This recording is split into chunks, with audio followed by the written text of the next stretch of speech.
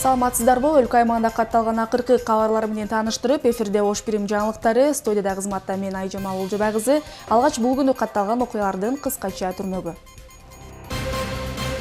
Ош шаарындагы ички унаа жолдорду каалаган жеринен казышып, кайра аны калыбына келтирүүгө моюндары жар бербей жаткандар арбыды. Президент Алмазбек Атамбаев башкы прокурор Индира Жолдубаеваны кабыл алды.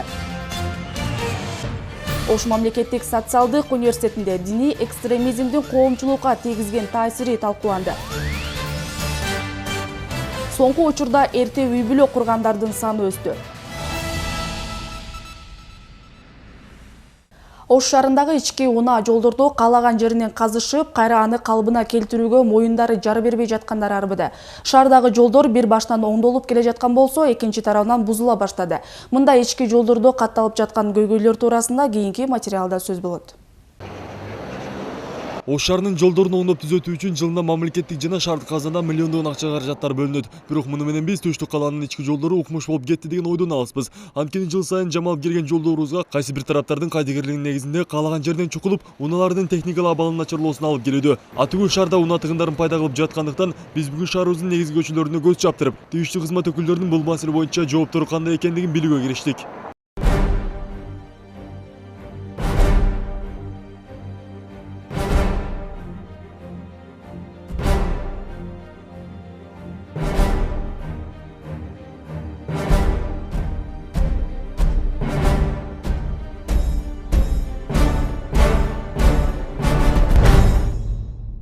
Алгач калабыздын Муминова көчөсүнө бардык. Аталган жайда бир топ убакыттан бери көчөнүн көркүн бузуп, кимдир бирөөлөр тарабынан жол так ортосунан казылган. Бирок өзүм аман болоюн, өзгөлөр эмне болсо ошол болсун деген таризде иш тутуудагы Айтур ачык бойдон калып кеткен. Бул жерден өткөн унаа башкаруучулардын авариялык кырдаалга кейиптелүүсүнө себеп болуп жатканы айтпаса да белгилүү. Ал эми учурда мына биз келип турган жер Ош шаарынын Черемушка кичи району, башкача айтканда Киргизия кинотеатрынын алды.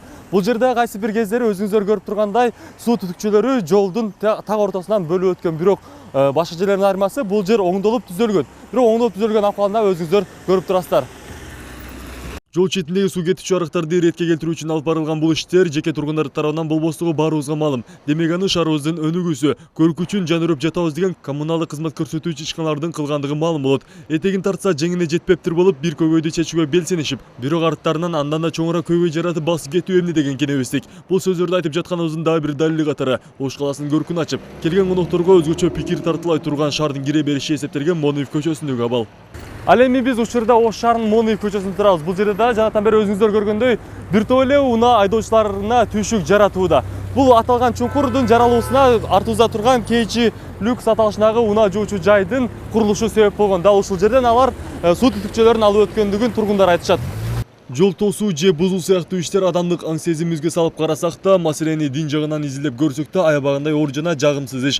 Айтайын дегенибиз, Ысакбек Мониев көчөсүндөгү бул кырдаал канчалаган тургундардын кыжырдануусун жаратса, айдоочулардын унаалардын техникалык абалынын начарлоосуна алып келүүдө. Албетте мындай учурда кимдир себепчи болсо, аларга нааразычылык жаралары маалым. Бизге ана мойкага суу киргизген да, бизге катуу келип алып түшүп алып атабыз. Ошо яманы тегиздеп берсе, ол тегиздеп, эптеп эле тегиздеп коюп атат. Бир паста кайра эмне болуп атат, баллондор жээдилет да бекер ушунча жүк менен. Эми ол көп болду, бул яма жаралган нерсе, ошон эми туруп алып өтөбүз деп күздө ошондой кылышты эле. Азыр дагы ушу бузулуп, неме кылып, эми любой маалда кыйналып өтүп атабыз да, кыскасы айтканда. Өткөн сайын ушу тарак түшөт машина, оңдойбуз кайра кеткен жерин. Ал запчас кымбат көрүп атасыңар балдар. Пробка болуп атат. Ошондо карап коюш керек да. Бир эле кишинин мойкасы менен ошол чакана машина тарс өтүп атат. Тургундардын маселенин жаралуусуна унаа жуучу жайдын курулушу себеп болгон деген маалыматтарды алгандан соң аталган жайдын ээсин кепке тарттык. Барарыбыз менен сылык сүйрөгөн айым чуңкурчалардын пайда болуусуна эч кандай тиешеси жок экендигин айтып, өз колу менен көргөзүп да берди. Сиздерге каяктан келет суу? Мунун аркасынан. Мунун артынан, Да. Мол жак эмес. Жок. А буну элдердин баары, шофёрлордун баары сиздерге алып өткөндө элечи? Сейчас кому не лень, это самое не велышет. Вот он. Но жерден, ал жерден мындай болуп, ана, видите, труба? Чыккан. Пойдемте я вам покажу. Это вроде бы алып чыккан.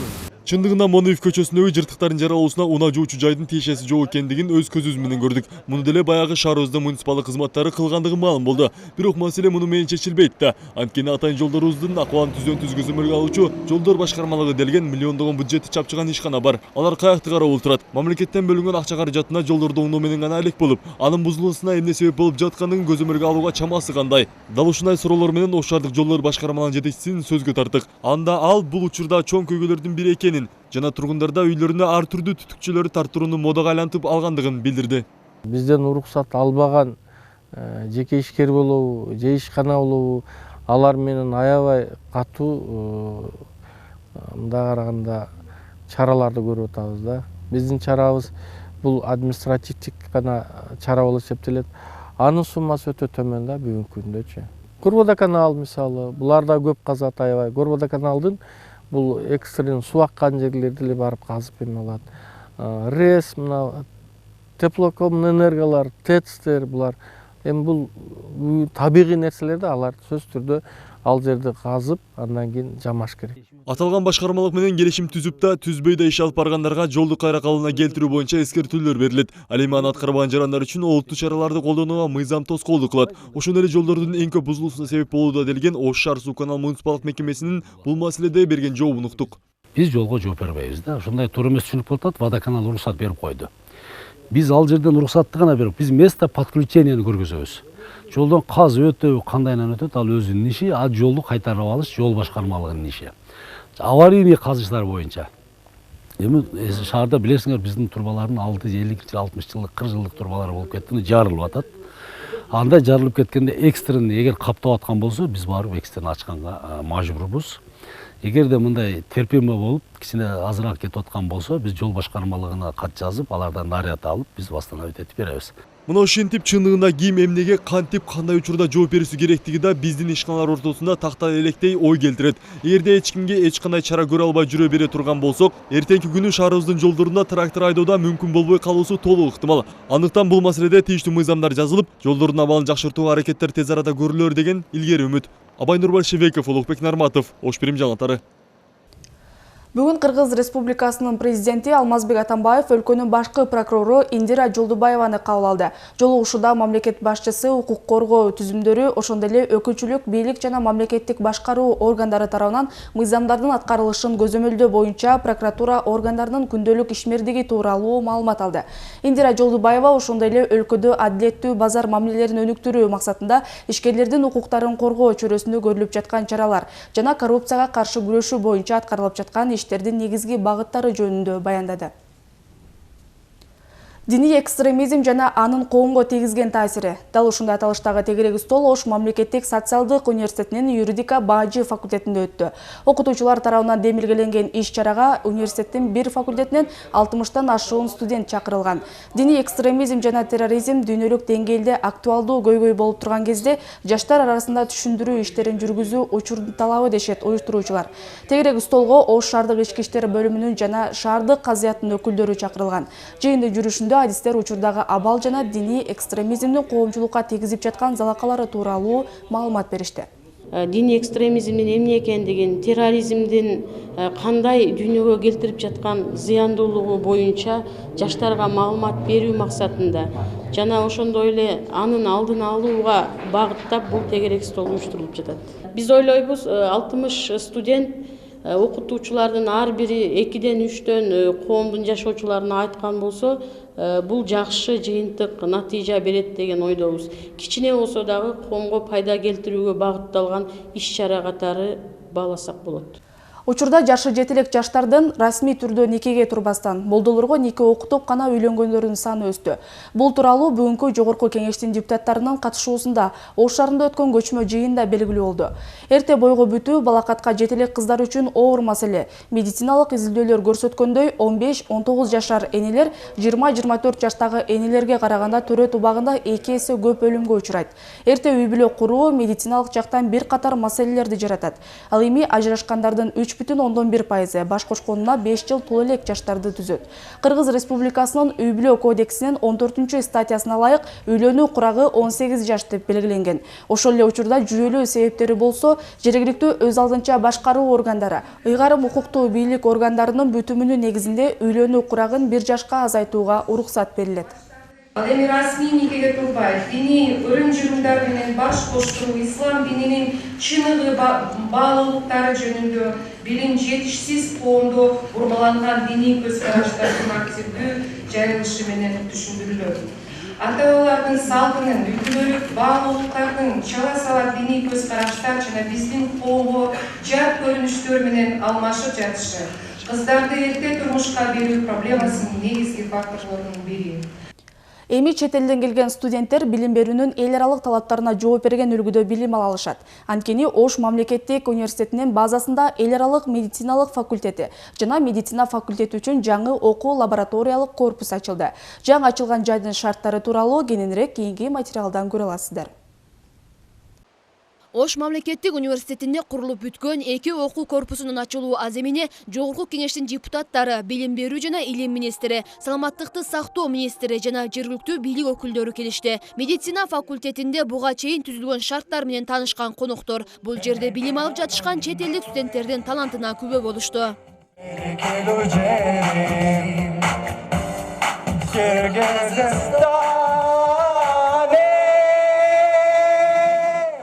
Факультеттин окуу имаратынын курулушу 2015 жылдын август айында башталып, каржылоо толук түрдө университеттин өздүк эсебинен болгон. Билим берүүнүн жаңы эрежелерин ойлоп тап, сунуштап жаткан окуу жай эл аралык медицина факультетин ачуу менен эми өлкө экономикасынын өсүшүнө да түрткү берип жатат.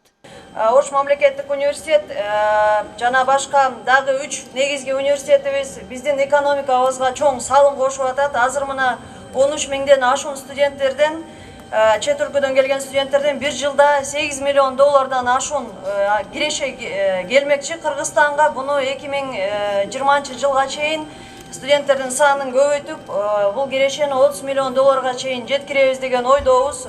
Жаңы окуу корпус 46 аудиториядан 250 орунду 2 лекциялык залдан түзүлгөн. Заман талабына ылайык курулган окуу жай 4 кабаттан турат. Ал эми лабораториялык корпус 26 аудиториядан туруп, тиешелүү техникалык жана лабораториялык керектүү каражаттар менен камсыздалган.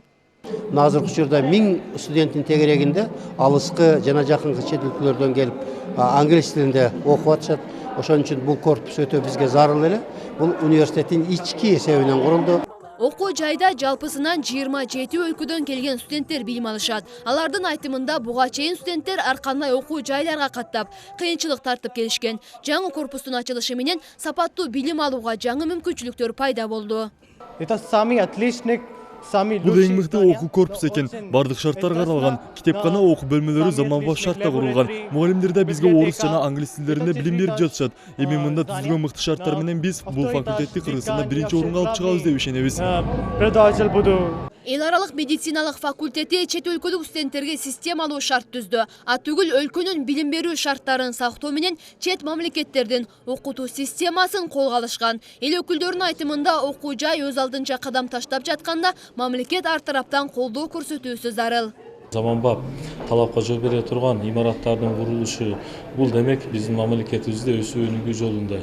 Демек ушул саламаттыкты сактоо, билим берүү тармагында бир чоң өзгөрүүлөр, чоң реформалар жүргүзөт дегенден кабар берет. Мамлекет бул багытта бир гана ушул саясий туруктуулукту, тынчтыкты камсыз кылса, албетте буга окшогон чоң өзгөрүүлөр кайсыл тармакта болбосун өзгөрүүлөр болот деп айтса болот. Мыкты кесипкөйлөрдү тарбиялоодо жакшы шарттардын түзүлүшү чоң мааниге ээ. Андыктан билим берүү менен саламаттыкты сактоо тармагынын эртеңкиси үчүн көрүлүп жаткан аракеттер ийгилик жаратат деген ишеним чоң. Кенжебү Маматсадыкова, Тайыр Аматжан уулу, Ош Берим жаңылыктары. Ал эми азыр дүйнөлүк жаңылыктар менен таанышып алыңыздар.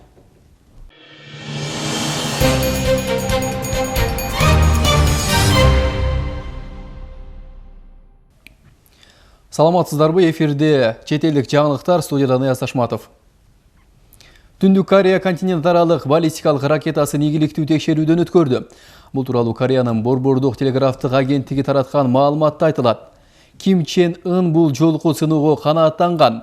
Мындан сырткары ал белгилегендей Корея эл Демократиялык Республикасы баллистикалык ракеталарды иштеп чыгарууда бир канча ийгиликке жетишкенин жана мындай технология ири аскердик державаларда гана ишке ашканын кошумчалады. Эгерде Түндүк Корея тынчтык жолу менен жүрбөй дүйнөлүк коомчулук менен катуу каршылашуусу күчөй берсе жана талкуусуз провокацияларды уланта берсе, анда бул аны жок кылуусуна алып келет, деп билдирди Түштүк Кореянын президенти Пак Кын Хе. Эскерте кетсек, күн мурун Корея эл Демократиялык Республикасынын лидери Ким Чен Ын жакынкы күндө өзөктүк куралын жана баллистикалык ракетасын дагы сыноосу тууралуу билдирген. Орусиянын президенти Владимир Путин 15 марттан баштап Орусия Федерациясынын Сириядагы негизги күчтөрүн чыгарууну буйруду. Коргоо министрлигине жүктөлгөн тапшырмалар толугу менен аткарылды деп эсептейм. Ошондуктан 15 марттан баштап Сириялык Араб Республикасынан биздин негизги аскердик күчтөрдү чыгарууну буйрам, деп билдирди президент өлкөнүн тышкы иштер министри Сергей Лавров жана коргоо министри Сергей Шойгу менен жолугушууда. Мында биздин аскер кызматкерлери, жоокейлер жана офицерлер өздөрүнүн кесипкөйлүгүн, уюшкандуулугун атүгүл өзүнүн территориясынан алыста туруп, театр менен аскердик кыймыл аракеттерин жалпы чек арасы жок болсо да, согуштук ишти уюштура билгендигин көрсөттү, деп билдирди президент. Өлкө башчысы Орусиянын согуштук жараяны учурунда анча чоң эмес болсо да, бирок эффективдүү аскердик күчтөрүн жана каражаттарын түзгөнгө мүмкүн болгонун белгиледи. Биздин аскерлердин эффективдүү ишинин натыйжасында тынч жараянга шарт түзүлдү, деп билдирди. Женевада башталган Сирия аралык сүйлөшүүлөрдүн биринчи күнү эч кандай үзгүлтүккө учуроо жана күтүүсүздүк алып келген жок. Тараптар болуп өткөн дискуссияны пайдалуу деп аташты. Байкоочулар билдиргендей, бул жолку жараян былтыркы жылкыга окшоп мөөнөтүнөн тез аяктабайт. Бириккен Улуттар уюмунун Сирия боюнча атайын өкүлү Стафан де Мистура болсо, тараптар жок эле дегенде жол картасын түзөрүнө үмүт артат. Сирия бийлигинин башчысы Башар Аль-Джафари болсо, биздин диалог алдын ала шарттары жок фактка негизделген. Биз оппозициялык көптөгөн тайпалар менен сүйлөшүүлөрдү жүргүзүүдөбүз. Негизинен алардын бирдиктүү программасы жок жана толук эмес. Алдын ала шарттары болсо, биздин былтыркы жылкы сүйлөшүүлөрдө диалогдун токтошуна алып келет жана кийинки жолку сүйлөшүүлөргө барбайбыз, деп билдирди Сирия бийлигинин делегация башчысы Башар Аль-Джафари. Ал эми күндүн биринчи окуясы катары де Мистури менен бийлик өкүлдөрүнүн жолугушуусу болуп калды. Анкарадагы жардыруудан кийин түрк бийлиги терроризм терминин кеңири талдууга алышы мүмкүн. Бул тууралуу аталган өлкөнүн президенти Режеп Тайип Эрдоган маалымдады. Анын сөзүнө караганда, колуна курал кармап жүргөн адам менен өзүнүн мүмкүнчүлүгүн колдонгон адамдын айырмасы жок. Алар журналисттер, юристтер жана түрдүү уюмдардын активисттери экенин өлкө башчысы билдирди. Мындан сырткары бийлик кайрадан Күрдистан эмгек партиясынын жардырууга тиешеси бар экенин айтып чыгууда. Тергөөчүлөрдүн пикиринде сөз олуттуу жана практикалык жактан так күбөлөндүрмөлөр тууралуу болууда. Кылмышка шектүү катары 10дон ашуун адам кармалды. Ошого карабастан жардырууну эч ким өз жоопкерчилигине ала элек. Бул боюнча Стамбулда нааразычылык акциясы өтүп, анын катышуучулары террорду кол салуу боюнча бийликти алдын албады деп айыптап чыгышты. Анткени соңку 2 жарылуу тең Түрк Борбор калаасынын так ортосунда 1 ай азыраак айырмасы менен болгон. Демонстранттарды полиция тараткан. Парламенттин көпчүлүк добушу менен 70 жаштагы Тхин Джо Мьянма өлкөсүнүн президенти болуп шайланды. Ал Нобель сыйлыгынын ээси Аун Сан Су Чжи жетектеген улуттук лигасы тарабынан көрсөтүлгөн талапкер болгон. Буга чейин Тхин Джо Аун Сан Су Чжинин жакын союздашы болгон жана аны менен түзүлгөн кайрымдуулук иштерин жетектеп келген. Ошумчалай кетчү жагдай Мьянманын жаңы президенти 1962 жылдан бери мамлекеттин биринчи жарандык башчысы болду. Сиздер чет элдик жаңылыктар менен тааныша алдыңыздар. Кезекти негизги студияга узатамын. Амандыкта болуңуздар. Ош шаарындагы күч түзүмдөрүндө эмгектенген 206 жаранга каладагы көп кабаттуу үйлөрдөн батирлер берилди. Күч түзүмдөрүндө батир бөлүп берүү демилгеси Кыргыз Республикасынын президенти тарабынан көтөрүлгөн. Анын негизинде кызмат көрсөтүүдө өзгөчөлөнгөндөргө Ош жана Жалал Абад шаарларынын калыбына келтирүү дирекциясы тарабынан курулган үйлөр бөлүштүрүлдү. Иш чаранын жүрүшүнөн кененирээк кесиптешим Кенжеби Маматсадыкова айтып берет. Бүгүн Сапарбай Каримовдун үй бүлөсү үчүн өзгөчө күн. Анткени 22 жылдан бери куралдуу күчтөрүнүн Ош аймактык башкармалыгында кызмат өтөп келген мырза Ош шаардык мэриясы тарабынан берилип жаткан үйдөн батир алды. Кылган кызматым текке кетпептир деген Сапарбай мырза мындай мүмкүнчүлүктүн жаралып калгандыгына ыраазы. Ар дайым батирде квартирант болуп жашап жүргөнбүз. Өкмөткө рахмат чоң. 4 балам бар. Үй бүлөм менен ушул 2 бөлмөлүү квартира алдык. Ошолар атул эркек кишинин ар бир үй салуу өз милдети, балдарын үй бүлөсүн камсыз кылуу ошол шүгүр жакшы үйлүү болгонубузга. Сапарбай Каримовка окшоп батир алып жаткан 206 жаранга Ош шаарынын мэри Айтмамат Кадырбаев салтанаттуу түрдө үйлөрдүн ачкычын тапшырды. Атайын түзүлгөн комиссиянын жыйынтыгынан кийин Ички иштер министрлигинин өкүлдөрүнө 60, Коргоо министрлигине 33, Өзгөчө кырдаалдар министрлигине 15, Мамлекеттик улуттук коопсуздук комитетине 30, Мамлекеттик чек ара кызматына 33, Кыргыз Республикасынын өкмөтүнүн алдындагы наркотикалык заттарды көзөмөлдөө кызматына 10, жаза өтөө мамлекеттик кызматына 11, Улуттук гвардиянын өкүлдөрүнө 14 батир бөлүнүп берилди. 32 жылдан бери ички иштер тармагында иштеп, 22 жыл бою батирде күн өткөрүп, бүгүн гана 3 бөлмөлүү үйгө ээ болгон Орозбек Шаиров шарттын түзүлүшү иштин жакшырышына түрткү берет дейт. Бардык эле сотрудниктерге ушу үй маселеси турат. Ошон үчүн үй берилсе, условиясын кылып берсе, алар дагы жакшы иштешет. Бул үй берилсе, биринчиден условияң болсо, ишти дагы жакшы иш кыласын, жакшы эмгектенесин. Ошондуктан бул үй биздин ишибизге аябай жакшы жактарын тийгизет. Батирлер кандай кызматкерлерге берилет, күч түзүмдөрү өздөрү аныктап, бийлик өкүлдөрүнө сунуштама беришкен. Ал эми берилген батирлер азырынча кызматтык абалда колдонулат. Бирок жергиликтүү бийлик билдиргендей, кезеги келгенде үйлөр жеке менчикке өтүшү ыктымал. Ал эми 2010 жылдан кийин коогалаңда салынып, сапаты начар деп айтылган сын пикирлерге Ош шаарынын мэри Айтмамат Кадырбаев убагында бул батирлер мамлекеттик жумушчу комиссиялардын сынынан өтүп, мыкты деп аныкталганын белгилейт. Ал эми кызматтык үйлөрдүн күч түзүмдөрүнө берилип жаткандыгынын да өз себеби бар.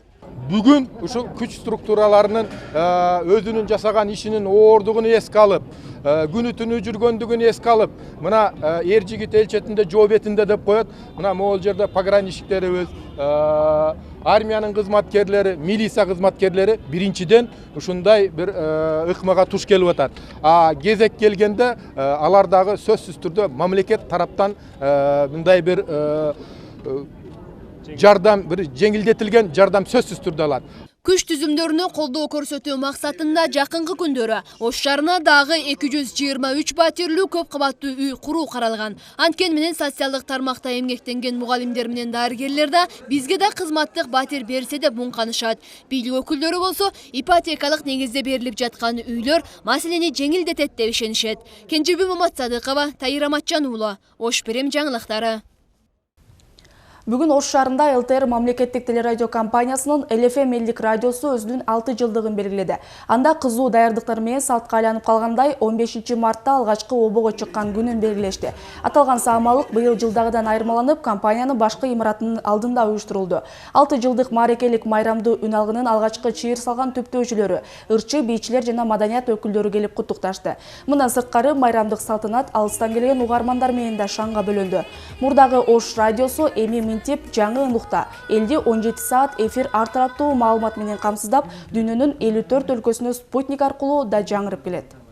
Мурдагы жарым кылымдык тарыхы бар Ош радиосунан ЛФМ радиосу болуп кайра түзүлүп жаңы форматта чыккан күндө бүт республикага өзүнүн жыштыгы, өзүнүн багытыгы менен чыккан, таңдан кечке чейин обо жаңырткан радио.